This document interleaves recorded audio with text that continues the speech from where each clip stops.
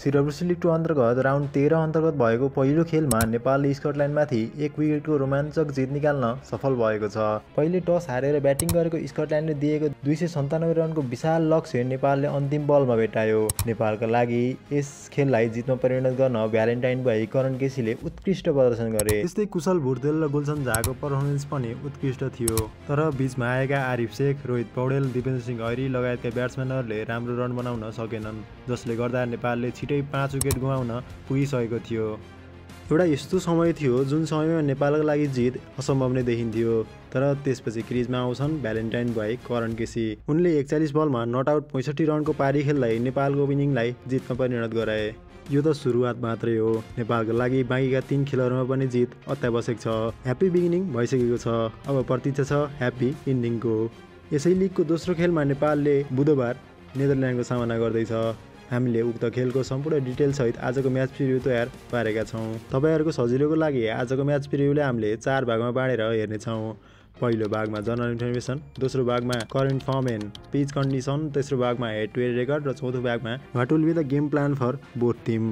आउनुहोस् भिडियोलाई सुरु गरौँ। पहिलो जनरल इन्फर्मेसन। नेपाल र नेदरल्यान्ड बीचको खेल जुन 4 मा स्कटल्यान्डको फर्तेल क्रिकेट ग्राउन्डमा खेलिनेछ। यस खेल नेपाली समयअनुसार 3:45 बजेबाट सुरु हुनेछ। यो 13 राउन्डको दोस्रो खेल हुनेछ। यो खेल दुवै टोलीका लागि अवे कन्डिसनमा खेलिने खेल हुनेछ।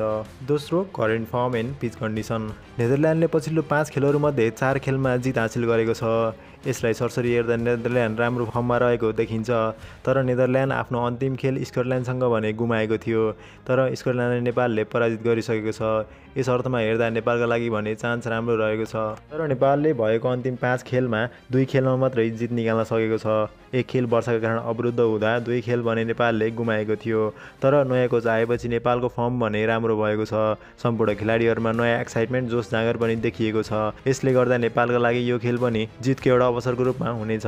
जुन 2 मा भएको स्कटल्यान्ड विरुद्धको खेलमा पनि नेपाली 2टा खेलाडीहरूले अर्धशतक पार गरे।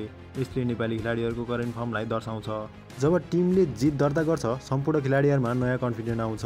यो कन्फिडेन्ट हामीले दोस्रो खेलमा अवश्य देख्न पाउनेछौँ। तेस्रो head to head. Head to head record अन्तर्गत पछिल्लो 5 खेलमा नेपालले 2 पटक जित हासिल गर्न सकेको छ भने नेदरल्यान्डले 3 खेलमा जित निकालेको छ। हेड टु हेड रेकर्डमा नेदरल्यान्डको दबाव रहे तापनि नेपालको अहिलेको फर्मका कारण नेपालले यो खेलमा पनि जित दर्ता गर्न सक्ने सम्भावना बलियो देखिन्छ। नेपालले यस हेड टु हेड रेकर्डलाई 3-3 को बराबरीमा गर्न मात्र 1 दिन बाँकी छ भन्दा फरक नपर्ला। हेरौँ यो खेल कस्तो हुनेछ। चौथो what will be the game plan for both team. नेपालले स्कटल्यान्ड विरुद्धको खेल खेल्दा हामीले अनुमान गरे बमोजिमको गेम प्लान अनुसार खेलेको थियो, जसको बावजुद नेपालले 1 विकेटको बलियो जित निकाल्न सफल भयो। त्यही अनुसार आगामी खेलमा पनि नेपालले टस जितेर फिल्डिङ गर्नुपर्ने देखिन्छ। यसले गर्दा बल स्विङ र सिम हुने भएकाले नेपाली बलरहरूका लागि यो किफायती साबित हुन सक्छ।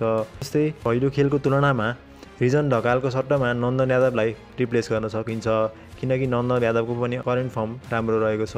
त्यस्तै ब्याटिङतर्फ आरिफ शेखको सट्टामा बसिर अहमदलाई खेलाउन सकिनेछ। बसिर अहमदको नेपालमा हुँदा प्रदर्शन राम्रो थियो, चाहे T20 वर्ल्ड कपमा होस् चाहे ओडिआई खेलमा। नेदरल्यान्ड नेपालका लागि सधैँ जितको तगारो बन्दै आएको छ।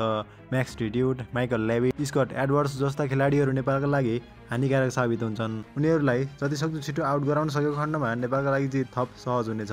तपाईँलाई के लाग्छ त? पहिलो खेलमा जस्तै नेदरल्यान्ड विरुद्धको खेलमा पनि के नेपाली टोली विजयी होला त? आफ्नो प्रतिक्रिया दिनुहोस् र नेपाली क्रिकेटसँग सम्बन्धित सम्पूर्ण अपडेटको लागि हाम्रो च्यानल क्रिकेट बुक बाइ सुमनलाई सब्सक्राइब गरिदिनुहोला। धन्यवाद।